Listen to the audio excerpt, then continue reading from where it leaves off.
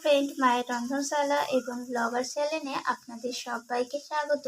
তো আশা করি আপনারা সবাই ভালো আছেন। তো আমি প্রতিদিনের মতো আজকেও আবারও একটা রেসিপি নিয়ে হাজির হলাম। আজকে আমি এখানে বানাবো শার্টিং মাছের ঝাল। তো এখানে আমি শার্টিং মাছগুলোকে ভালোভাবে ধুয়ে পরিষ্কার করে নিয়েছি। আর এখানে নিয়েছি আমি পেঁয়াজ কেটে নিয়েছি। তো এখানে আমি বড় সাইজের পেঁয়াজকে এইভাবে ছোট টুকরো পাতলা করে কেটে নিয়েছি। আর তার সাথে নিয়েছি একটা বড় সাইজের টমেটো কেটে নিয়েছি, তার সাথে নিয়েছি কিছুটা ধনিয়া পাতা, আর তার সাথে নিয়েছি কয়েকটা কাঁচা লঙ্কা। তো চলুন এরপর বেশি কথা না বাড়িয়ে রান্নাটা আমি কিভাবে করছি সেটা শেয়ার করা যাক। তো প্রথমে আমি মাছটাকে লবণ আর হলুদ ভালোভাবে মাখিয়ে নিচ্ছি। আর এদিকে আমি কড়াইতে তেল বসিয়ে দিয়েছিলাম। তেলটা গরম হয়ে যাওয়ার পর আমি এখানে লবণ আর হলুদ মাখিয়ে রাখা মাছগুলোকে তেলের মধ্যে একে একে ছেড়ে দিচ্ছি। তো মাছগুলোকে আমি দু পিস ভালো করে লালচে করে ভেজে নেব। তো মাছগুলোকে আমি একটু উল্টে পাল্টে খুন্তি দিয়ে ভেজে নিচ্ছি। তো মাছগুলো আমার ভাজা হয়ে গেছে, আমি মাছগুলোকে তেল থেকে উঠিয়ে নিচ্ছি।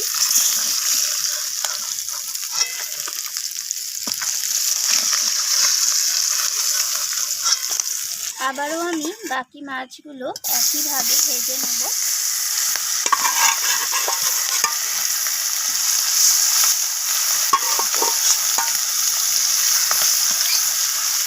তো এই মাছগুলো আমার ভাজা হয়ে গেছে, আমি এগুলোকেও তুলে নিচ্ছি তেল থেকে। তো আমি ওই একই তেলের মধ্যে কেটে রাখা পেঁয়াজগুলোকে দিয়ে দিলাম। তো পেঁয়াজগুলোকে আমি একটু রং ধরা পর্যন্ত ভেজে নেব।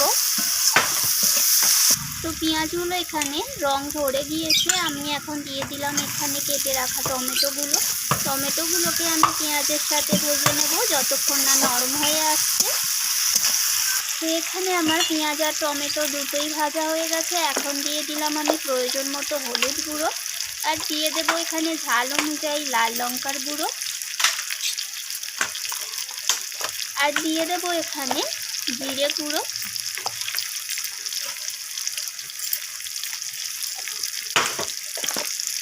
তো সমস্ত কিছু মশলা আমি পেঁয়াজ আর টমেটোর সাথে এইভাবে একটু ভেজে নিচ্ছি।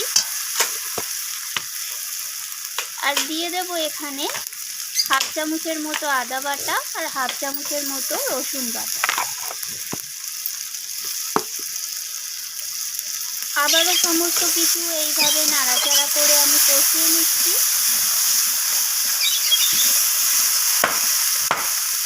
এখন দিয়ে দেব স্বাদ মতো লবণ,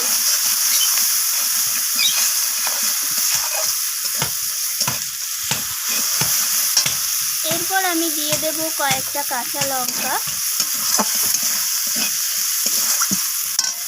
আর দিয়ে দিলাম এখানে কেটে রাখা ধনিয়া পাতা। তো সমস্ত কিছু মশলা এইভাবে নাড়াচাড়া করে আমি একটু কষিয়ে নিচ্ছি মিনিট 5-এর মতো। এরপর আমি এখানে দিয়ে দিলাম ভেজে রাখা মাছগুলো। তো মাছগুলোকেও আমি মশলার সাথে একটু কষিয়ে নেব। খুব বেশি আমি কষাবো না, মানে আলতো হাতে কষাতে হবে যাতে করে মাছটা না এখানে ভেঙে যায়, সেদিকটাও খেয়াল রাখতে হবে। এখন আমি দিয়ে দিলাম এখানে প্রয়োজন মতো জল, যেহেতু এটা মাছের ঝাল হবে। তো এখানে খুব বেশি জলের প্রয়োজন নেই, একটু গা মাখা মতো হবে, সেই অনুযায়ী জলটা এখানে দিয়ে দিতে হবে।